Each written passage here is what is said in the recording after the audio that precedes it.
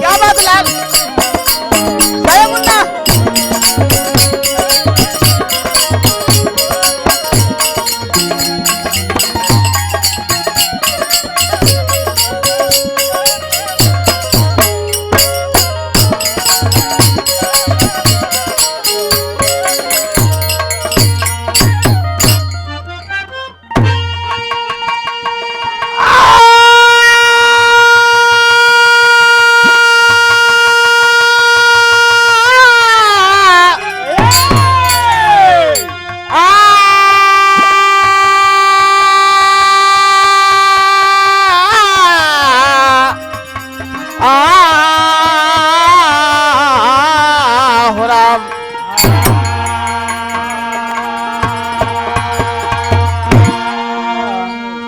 मैं गायक वीरेंद्र कुमार सिंह बेधड़ा कौशाम्बी की धरती से बाबू आप दोनों प्रधान जी के देखरेख में टैलेंट नगरी के माध्यम से एक छोटा सा बिरहा भेज रहा हूं। आशा नहीं पूर्ण विश्वास है कि आप लोगों को पसंद जरूर आएगा। बिरहे का शीर्षक है बेवफा मर्द। कहना बलाल 4 लाइन भूमिका में। जब चमन के बहारों में कलियां खिली आके मकरंद चक्कर लगाने लगे,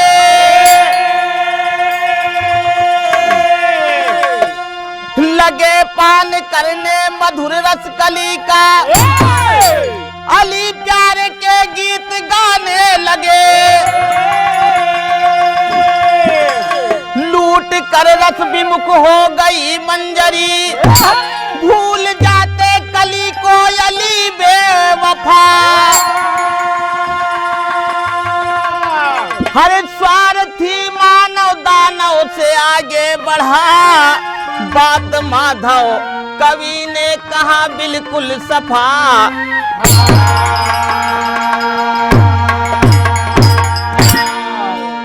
मास्टर साहब एक लाइन अंदाज मिला, कहना पड़ा। हरे श्यामायान बसो वृंदावन में, श्यामायान बसो वृंदावन में, मेरी उम्र बीत गई गोकुल में।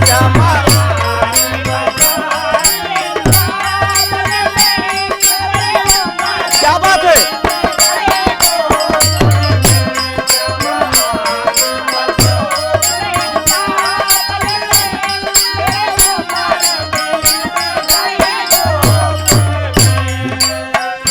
इसी तर्ज में कहना पड़ा। भगवान तेरे इस बंदे को, भगवान तेरे इस बंदे को तिनके का सहारा मिल जाता। भगवान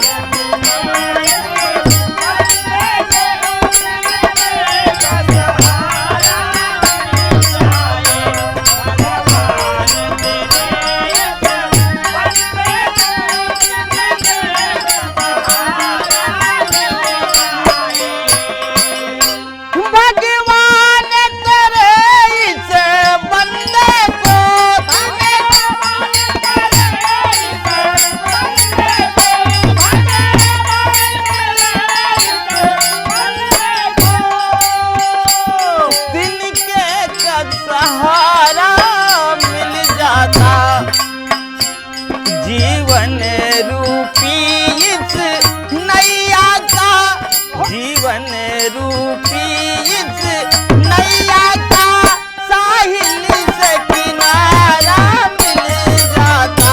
जीवन रूपी इस नैया का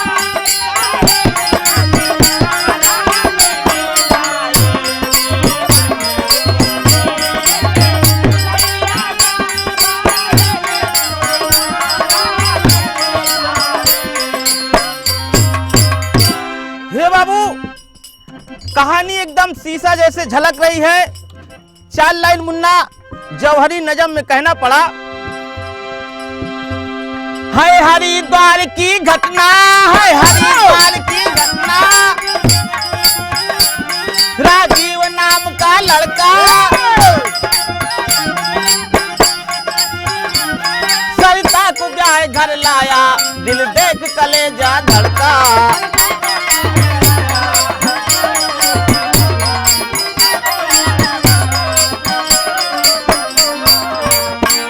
अप्सरा परी से बढ़कर सुंदरता उसने पाई,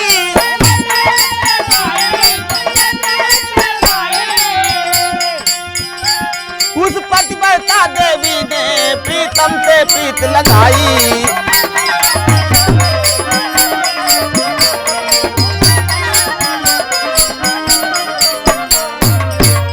हर एक मर्द नहीं जन्मा है, एक मर्द नहीं जन्मा है,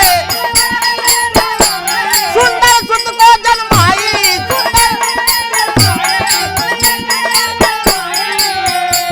उस हरी भरी बगिया में अनुपम बहार है आई।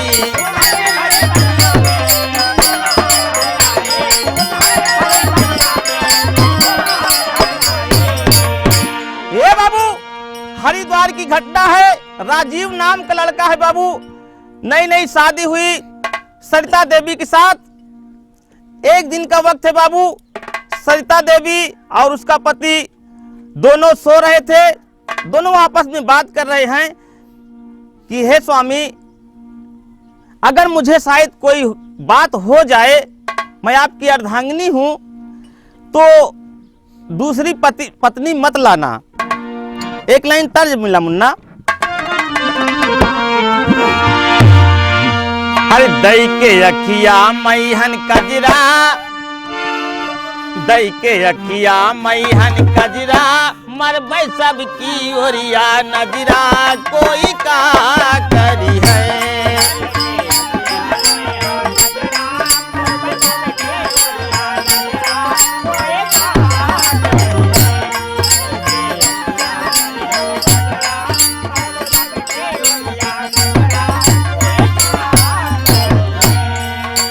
इसी तर्ज में कहना पड़ा मुन्ना। एक दिन कर सोलहो सिंगार, एक दिन कर सोलहो सिंगार, हर एक दिन कर सोलहो सिंगार, सरिता जब चली सोनार, नजरा मारे गोरिया।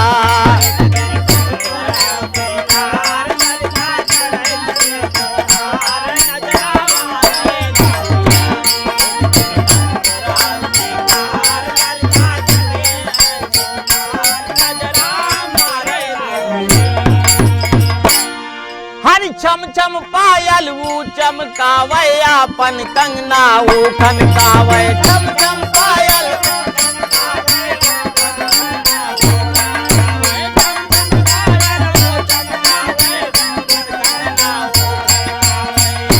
छतिया पे लहरे गुल गंजरा, गोरिया कहन लगी कर नखरा, नजरा मारे गोरिया।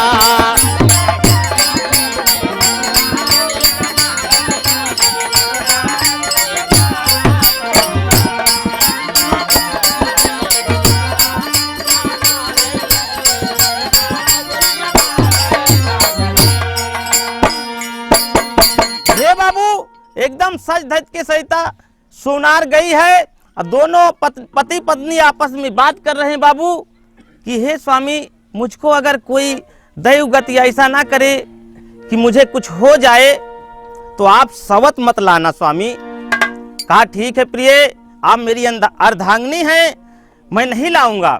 कहना पड़ा लाल।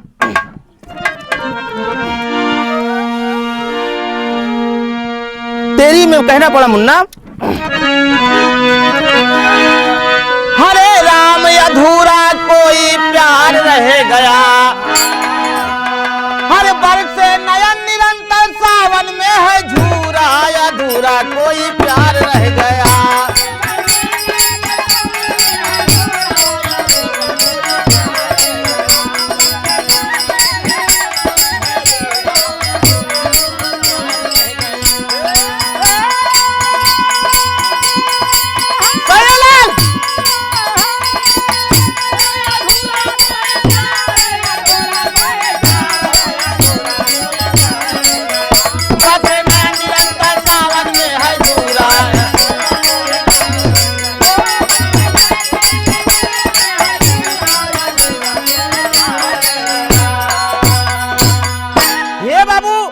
ऐसा सरिता कह रही थी। मालिक ऐसा ही हुआ, सुबह सुबह के वक्त जैसे ही लकड़ी निकालने गई, उसको एक सांप ने काट लिया। सरिता देवी का अंतकाल हो गया। चौकड़ा में कहना पड़ा लाल, है कठिन बड़ी विधि की रचना, हरि दैव गति कोई जान नहीं।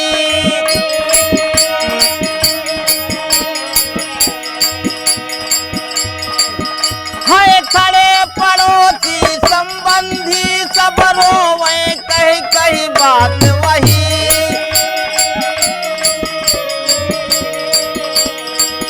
है गुजर गई जब काल रात, सब अंतिम विधि की बात कही।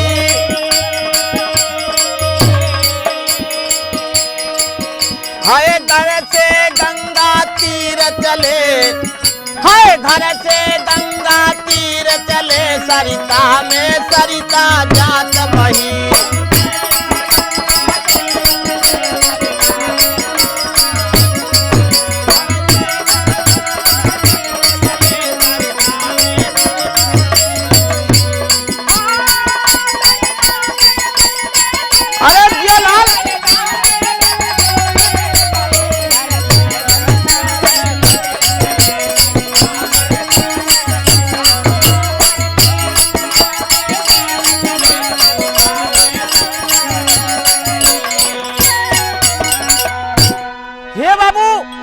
आज सरिता देवी को एक केले के पाती में लपेटकर गंगा जी में बहा देते हैं।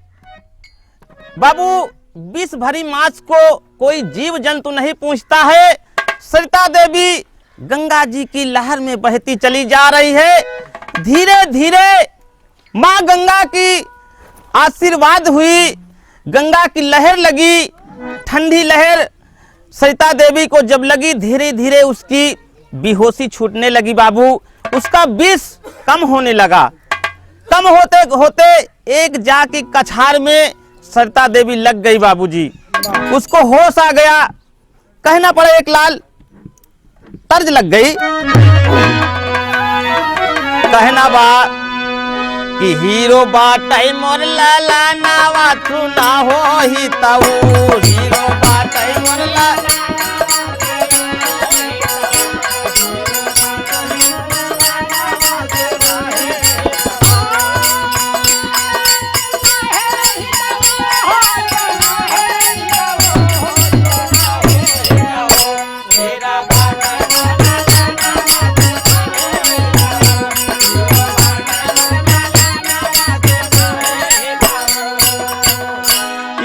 कहना पड़ा लाल,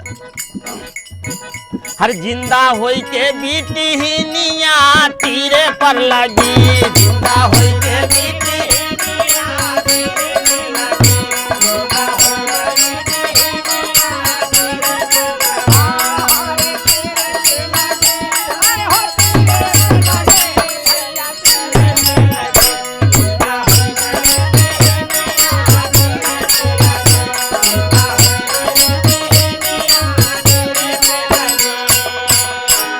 हरी ऊ कछार में घास छोलती रही बहुत घसियारी।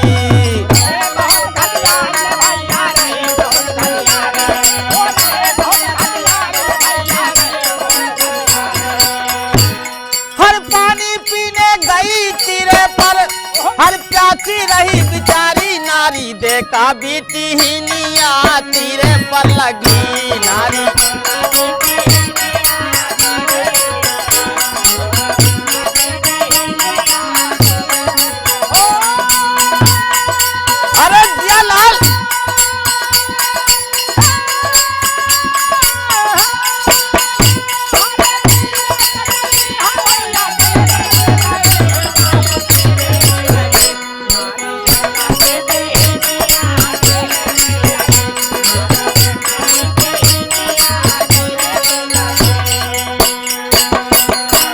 हरी एक यादव की रही छोकरी दिल की बड़ी करे।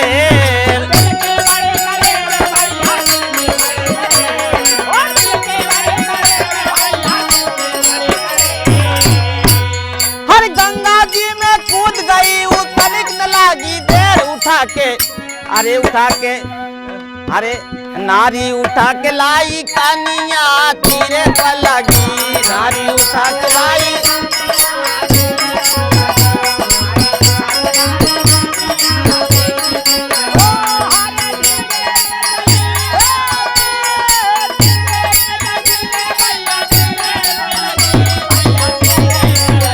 क्या बात है?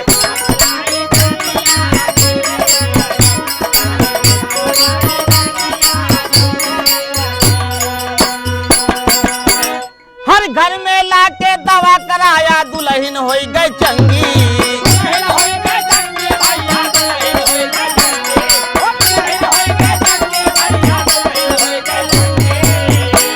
हर यादव जी के घर में रह के बनी बहन के संगी रंगी बनली जब जवानियां तीरे पर लगी, रंगी बनली जब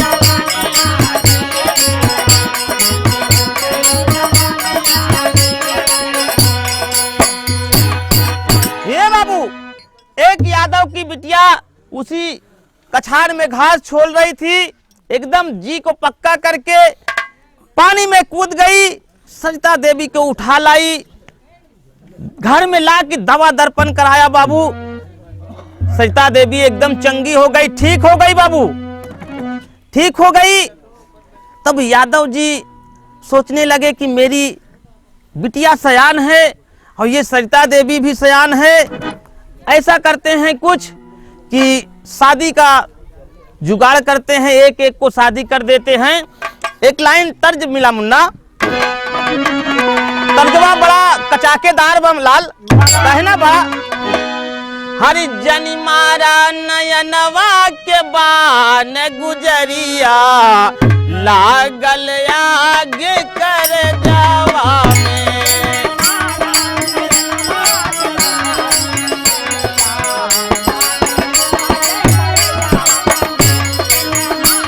क्या बात है?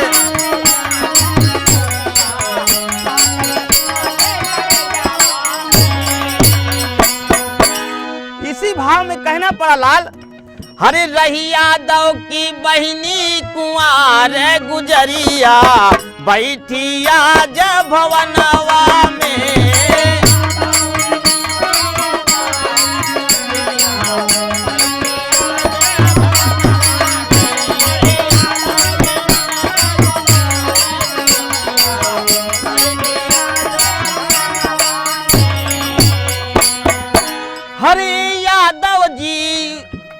हरे यादव जी घूमइये हर ओहरी,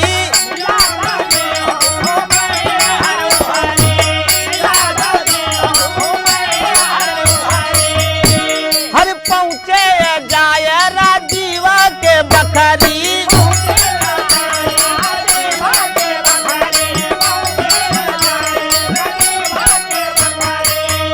अच्छा वर देखा किया फलदान कुंवरिया, बैठी आज भवनवा में।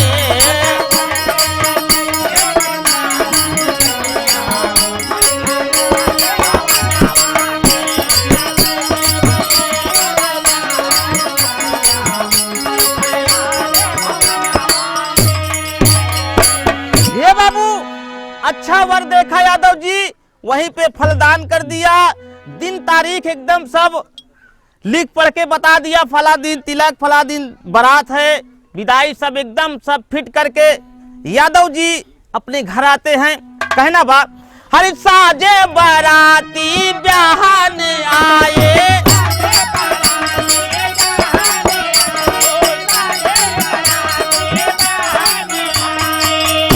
हर सरिता के संग में भंवरी फिराए,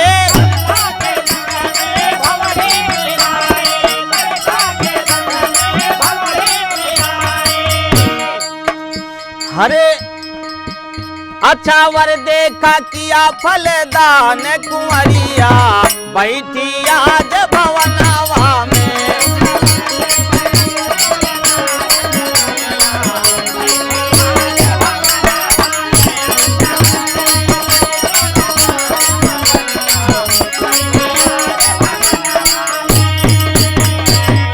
हे बाबू, सरिता देवी का फिर उसी राजीव के साथ फिर शादी हो जाती है। दुल्हन अपने घर आ जाती है। पहापन में कहना पड़ा लाल, हरे आए गैल सुहाग वाली रतिया छतिया धड़केला, हरे आए गैल सुहाग वाली रतिया छतिया धड़केला, और साजन करी है रतिया में सा सतिया छतिया धड़केला।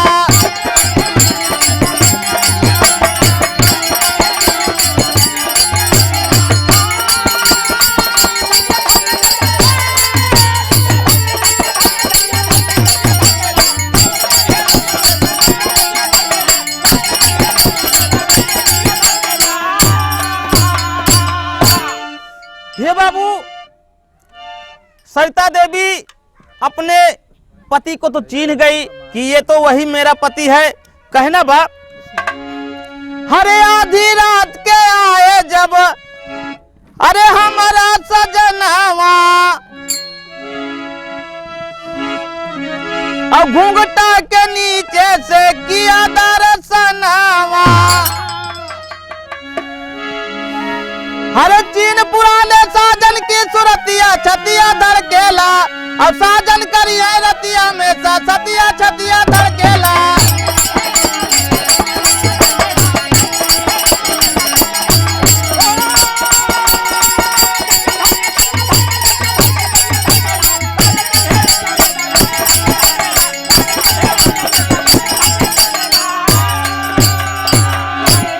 हे बाबू, सरिता देवी अपने पति को चीन्ह कर अपने राजीव से हामी भरवाती है कि हे स्वामी, मेरा एक काम करिए, एक वचन दीजिए, उसके बाद मैं आपकी पत्नी हूँ, जो भी होगा हमारे साथ होगा।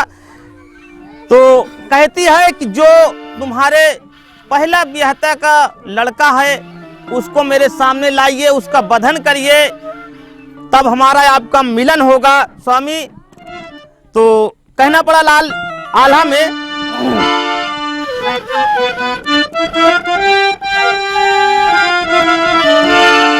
हाय हर जैसे फसौले के कई हर राजा दशरथ को भैया, जैसे फसौले के कई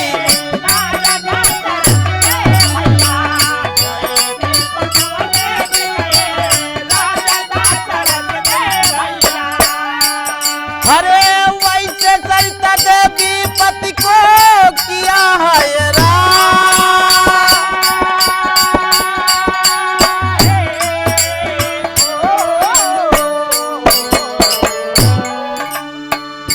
पहला बियाह के बात जो ललनवा भैया,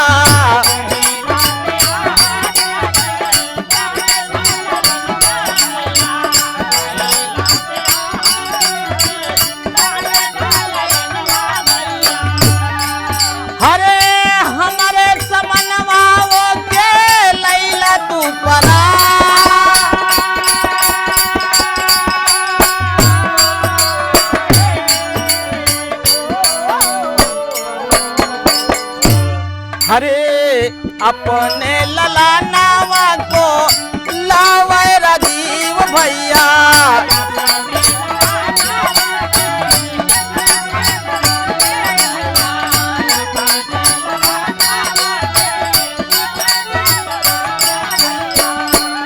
हरे खटिया के नीचे लेटाया है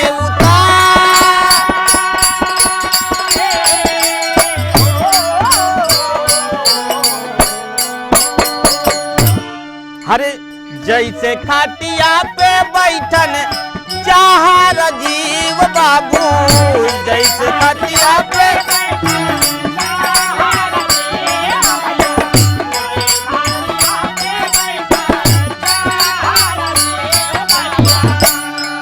हरे उठ के सरिता देवी पकड़ा पति का गिरवा,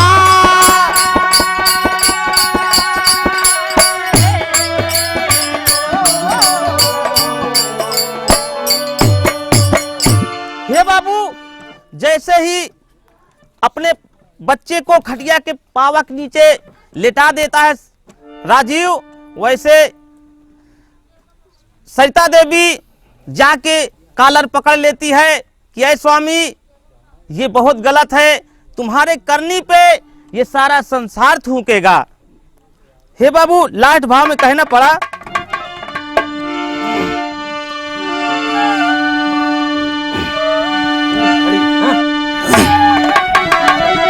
हाय हरे कहा सरिता देवी खूब होई के खपा, अहो भाई मर्दावन के जतिया बड़ी रे बेवफा।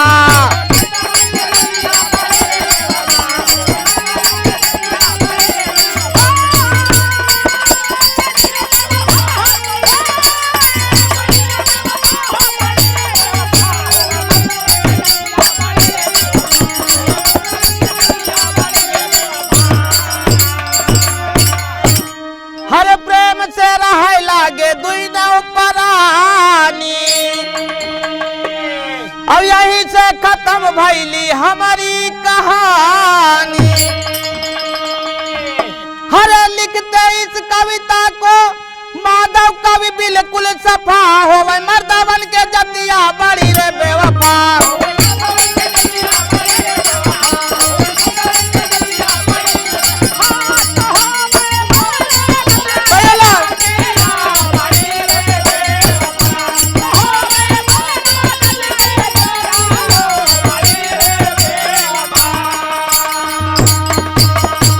कहना पड़ा लाल, हर ले जाएंगे दिलवाली दुल्हनिया ले जाएंगे।